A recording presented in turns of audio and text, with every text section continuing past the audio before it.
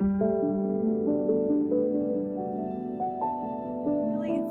there, I am here with my Dilly Dally quilt, and I've spent about a week now quilting.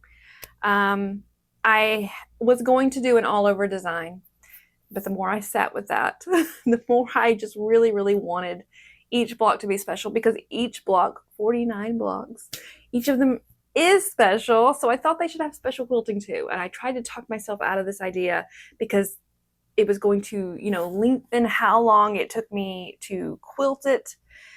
But then I just couldn't get past it. So after a week, I have finally finished quilting each block. And not just a massive amount of time, I would say 2 to 3 hours, maybe a couple of days of 4 hours on it. But all 49 blocks have now been quilted. All my sashing has been quilted. And I wanted to show you each of the blocks. There's lots of blocks where I made major mistakes. And some of them I changed and some of them I left. So just like the Dilly Dally class, if you took my class, I showed you all of my mistakes, seam ripping, all that stuff. But in this one, there were some moments where I was just like, no, and I'm leaving it because seam ripping free motion quilting compared to seam ripping, your block is two very different things. And sometimes on the free motion quilting, it's just too many stitches and I just didn't want to. So I didn't. So anyway, where I'm at now, all blocks are quilted, all sashing is quilted. I still have to quilt on my borders. So I'm going to show you some of the blocks and then I thought I'd show you my plan for quilting the borders. This is a sit down long arm Bernina Q20. I'm using this very pale pink poly light thread that I love. I always use this on the back of my quilts. So this is the free motion quilting in the bobbin. I'll put links below for names and stuff. And then here's a look at the quilt. I put this chair up against here just to keep the quilt from falling off because I have a really small table. So there's my table. Kind of annoying for it to always fall. I'm hoping to upgrade one day to a frame, but for now, this works very nicely. Here we go. I hope you can see these all right. The lighting in this room isn't the best, but I just want to show you a few of them that are my favorite. That one, it's got just squiggly lines going out of each block, and it's been ruler quilted, in all the ditches. So that was fun. I also really like what I'm doing here in the sashing. Happy with that choice. Some of them not so fantastic ideas, but I'm going with it. And some of them had such tiny piecing that there really wasn't room to do anything. So I just kind of stitched in the ditch, which I think looks nice. I've left the backgrounds of each block unquilted because I thought it might give it a little puff look, which I'm excited to see. Well, that one's okay. I'm not super crazy. Love this one. Love the quilting on this one. It just, all the 4 quadrants just goes toward that. And then this one looks nice, in my opinion. I like the little plant-like, going out. Some of them were easier to figure out how to quilt, and that was kind of what was so difficult. It was deciding how to quilt everything. Like I'm still not super great at these little, I'm not even sure what you call them, but still not super great at them. So I thought it'd be a good time to practice. It's okay, but not, I love this. I really love this look. I'm going to do that again for another quilt because that's so cute. Some of them are pretty basic, but still nice, right? Basic. Too small to do anything with. So I just did the ditch, except for I made little lines. So some of them are like really geometric, and then some, are not geometric. So they're flowery. Let me see if I can find some more favorites. Oh, okay. This one's one of my favorites. Let me get it back in the light. Having a hard time holding it up here. So I like this one because this was a mirror star, And on this half of the block, I did geometric lines. And then on this half of the block, I did this whole curly, flowery look. I love that block. I was really, really satisfied. But then there's this one, which is actually a great block. And I think my idea was really cool, having these feathery things come out. But unfortunately, this part is going backwards from all the other parts. So I'm a little bummed about that, but I was like, I am not taking those petals out. So I did it. I didn't take them out, which, you know, whatever, I guess. I tried to make this one look like a flower. Let's see if you can see those stitches. This is my favorite block in the whole quilt. The quilting on it is just kind of, I think it's just kind of average, but it's quilted, so it's done. Some of them are just really basic, and then some of them are just really great. Overall, I think it's fine. All right, so here's where I'm at now. All right, so I have, let me hold this up. I have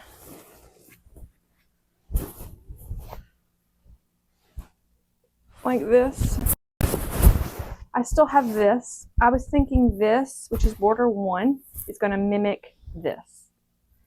I don't know if I would call that wood grain, but maybe it's kind of wood grain like, or I don't know, just kind of little ripples.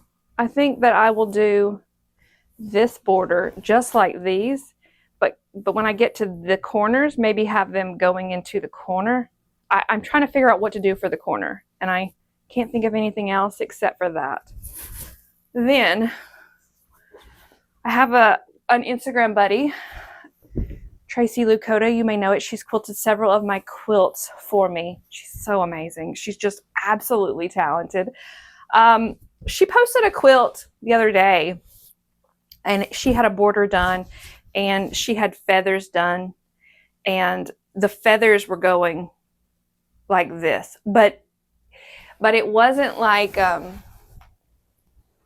my feathers, where they're all just kind of natural and organic, and then they just flow wherever I flow. They were like perfect, where each corner did this kind of half circle, and she made it do that at every corner. And I don't know how to do that, but I've got a mind to attempt it. So what I was thinking I would do is I would have my stem flowing right here in the center of border 3, right? 1, 2, 3, border 3, and then have the petals of that feather go on top of this stitch block and on top of this stitch block.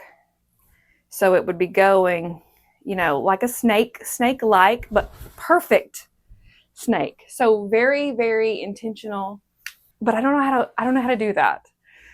I could ask, but I'm kind of antsy to get started like at this very moment. So I probably won't ask how to do it. I will probably just go for it, which is kind of always my style in quilting, just kind of figure it out.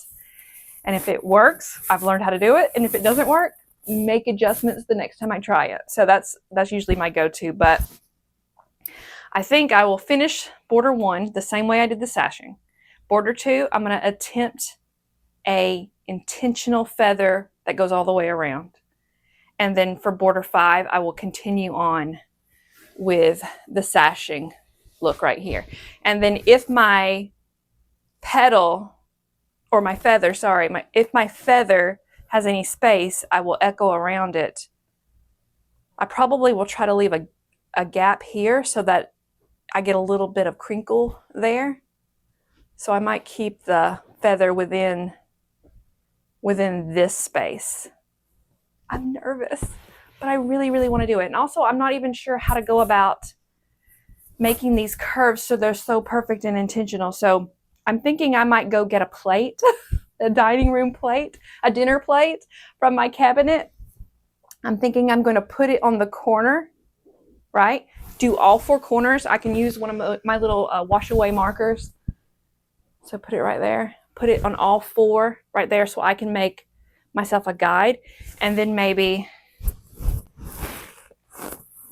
outline the stem. And that's kind of out of my wheelhouse.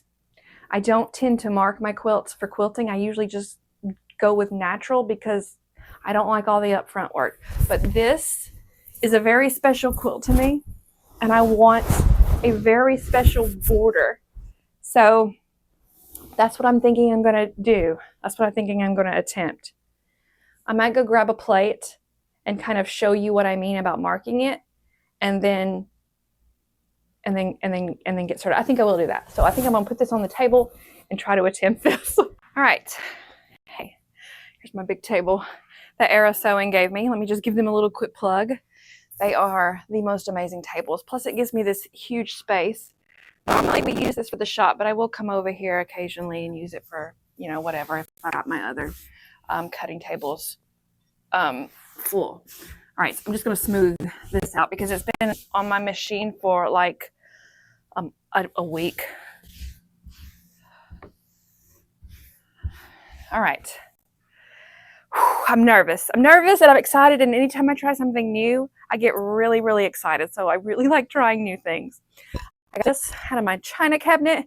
It's Wade's great-grandmother, maybe. I'm going to take the plate. Oh, let me show you this. Got this. We sell these in the shop. They wash away. Test marker on the fabric before use. First, I've tested it. And I'm going to take the plate, and I want the corners is where I want the curve to go. So I'm going to put this toward the center. I feel like I should have, like, my eyeballs should grab onto a part or something so that I can try to get this the exact same in all four corners. So that's what I'm going to do. I'm going to find a place, and I'm just going to mark like that. I'm going to give you a visual in just a minute. So just like that. And then I'm going to do the same thing. This ruler. I'm going to do the same thing for this corner over here. All right. Okay, so that's the part, I think. Thing is hers was absolutely perfect. Like it was like she did this, but she did it in a way where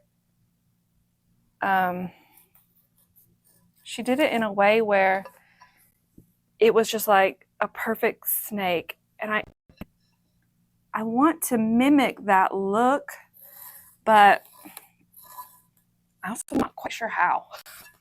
And so I find being natural very, very easy. So I may get to the end of this and it may even fit. So maybe I don't need this being perfect. Maybe I could just get my corners perfect, because I'm not getting enough space to do this up and down to get back this curve right here. Anyway, this is what I'm doing. I'm going to figure it out. It may not be exactly what it is in my head. I may spray this with water and wash it off and then redo. Maybe a little bit less of a curve. I'm going to work it out. And then when I get it done, I'm going to show it to you. All right. So it's been 2 days and I finished. And I think it worked out really, really, really well. I would probably use this method that I showed you every time. So let me hold open the quilt so you can get a good look of the overall look. All right, here is the overall look. And I'm going to get you up close in just a second, but I just kind of want you to see it. I'm trying to get a good look so you can see it twirling around, you know, the corners. I might just have to do close-ups because I can't really get you I can't really see it in the screen in front of me. So I'm completely done free motion quilting it, and I'm pretty happy with it. Might be better to just pick up the camera and show you. So let me do that. You can see that texture now, and you know, the feather is doing that little winding look, but different on this one than all my other feathers is that the winding look is very uniform.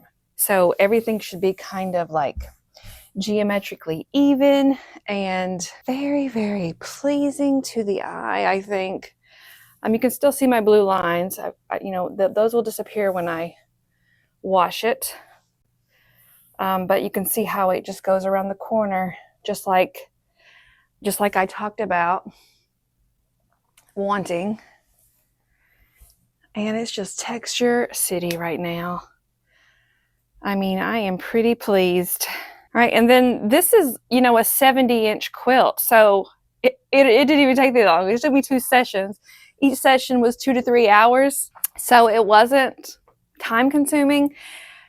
The hardest part was joining it. So I started kind of here in the middle, and after I drew my curvy lines, I started right here stitching, and then this part was easy. So I drew my stem with the stitches, came all the way back down to where I started making my petals on one side, got to where my stem ended. Then I echoed all the way back down and then all the way back up. Then I came back down the stem. Then I did the opposite side the exact same way. I would always end up on the top every time I did it. Then I would continue my stem, go do one side, go do the other side, continue my stem, do one side. And I followed that all the way around. And I'm going to show you the joining of them. The joining is where I don't want you to see, but I like being completely honest, so let me show it to you. So right there, this is where they joined, and you can see this side looks halfway decent. This side, not so much, but I think it's fine overall. It was really, really hard to join them, and I'm not sure how to make this better.